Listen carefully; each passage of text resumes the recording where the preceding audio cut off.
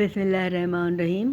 असां उखरी मूरीअ में थोरो गुड़ जी दिमी खणी उनखे कटे चूरो करे रखंदासूं।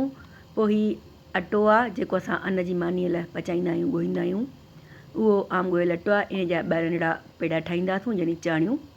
इन्हनि ॿिन्ही खे नंढड़ो नंढड़ो वेलींदासूं। जंहिं वेले ॿ नंढड़ियूं मानियूं ठाहींदासूं। हिकिड़ी मानीअ में असां कुटियल गुड़ जेको असां गुड़ चूरो करे रखियो आहे या मिठाई या मुस्ती हुजे त उहा बि विझी मथां पोइ ॿी नंढड़ी मानी पुड़ करे लॻाईंदासूं। पोइ उनखे चङी तरह बंदि करे थोरी आट हणी असां हल्के वेलण सां मानीअ खे वेलींदासूं। कुझु वेलण सां त कुझु वरी मानीअ खे हथ सां वधाईंदासूं। पोइ असां तओ गरम करण लाइ रखियो आहे।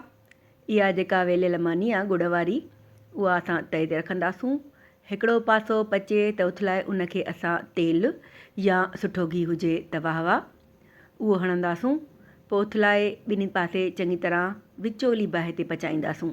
यादि रहो, मिठी मानीअ लाइ बाहि तेज़ न रखो, हल्की या विचोली रखो।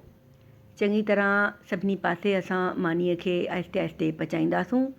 तक़रीबन 5 खां 6 मिंट पचाइण खां पोइ असां आख़िर में लाइ प्लेट में मथां मखणु ज़रूरु हणंदासूं।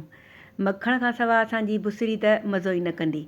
तयारु आहे असांजी मज़ेदार गुड़ जी बुसरी, असांजी देसी डिश।